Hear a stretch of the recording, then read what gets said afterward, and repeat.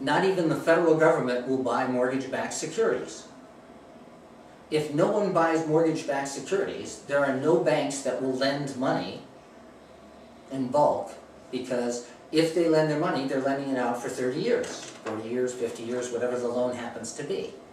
And so what happens, they lend the money out, now they have to wait for it to come back, whereas before, they lent the money out, got all their money right back.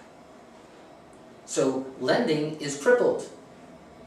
What we have today, we have a supply of homes that's quite a bit more than there was in 2005 because they built more.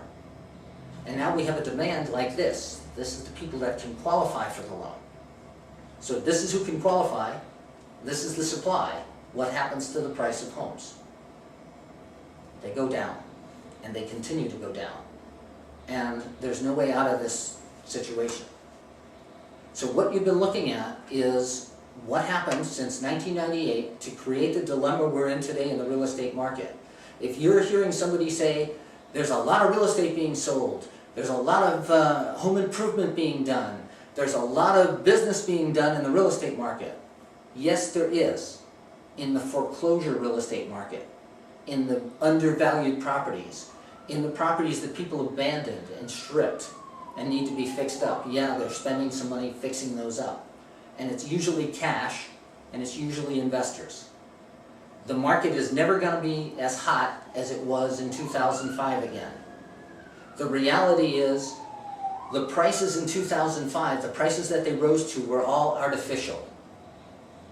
You are not responsible. It's not your fault that you bought into the idea that prices were worth what they were worth because that's what you were buying homes for.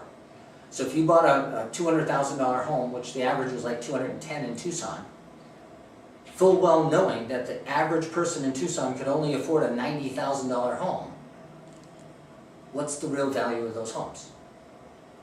In talking to people throughout the country, there are properties being sold, gorgeous 3-bedroom houses in Detroit for $5,000, $10,000. So do we have a lot more we can fall? Is there a problem with today's market and what's going on? And the answer is yes.